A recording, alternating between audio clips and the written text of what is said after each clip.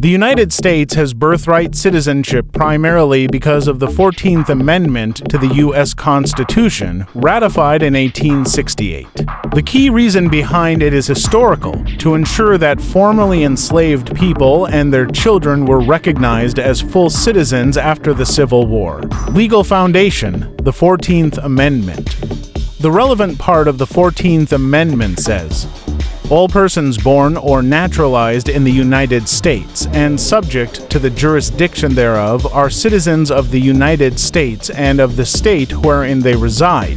This established just solely right of the soil, the principle that anyone born on U.S. soil is automatically a citizen, regardless of their parents' citizenship status. Historical context: after the Civil War, Congress wanted to overrule the Dred Scott v. Sandford 1857 decision, which declared that black people could not be U.S. citizens.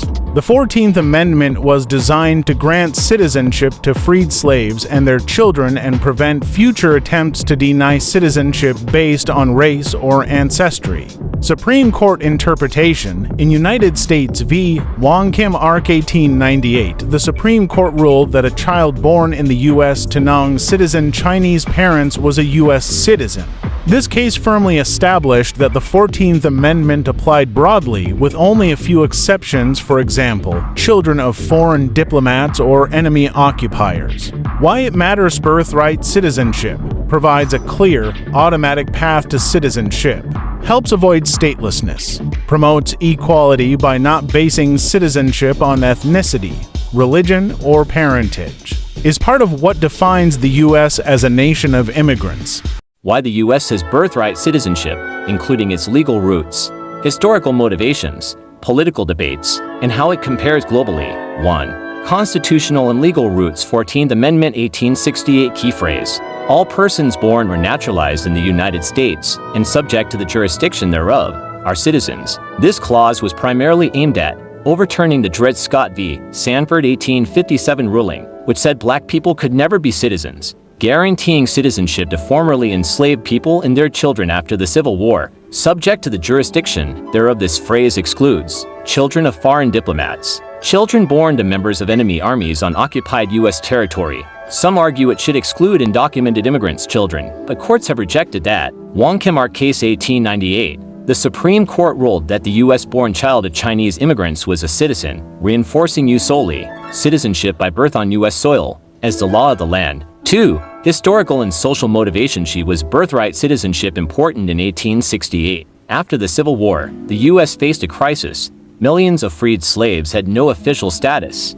Southern states were passing black codes to limit the rights of freed black Americans. Congress wanted to make it clear and permanent that race, ancestry, or former slave status could not be used to deny citizenship. Moral and political motivations. It was seen as a fundamental guarantee of equality, made citizenship objective, not something the government could deny or manipulate based on politics or prejudice. 3. How it compares global countries with birthright citizenship. Jus soli, United States. Canada. Latin American countries e.g.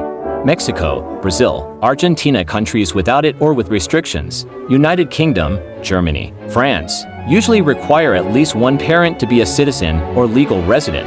India and many others have repealed or modified birthright citizenship laws. In most of Europe and Asia, citizenship is based on descent jus sanguinis, not birth location. 4. Modern political debate. Some critics argue it encourages birth tourism or anchor babies, a controversial and often offensive term. It gives automatic citizenship to children of undocumented immigrants, which some want to restrict, but defenders point out it creates a clear, fair rule. Birthright citizenship avoids bureaucratic complexity and discrimination. Changing it could lead to stateless children, multi-tiered citizenship, or government overreach in determining who deserves citizenship. Can it be changed? Probably not without a constitutional amendment. The 14th Amendment is very clear, and courts have repeatedly upheld broad birthright citizenship. Executive orders or legislation trying to restrict it would likely be unconstitutional.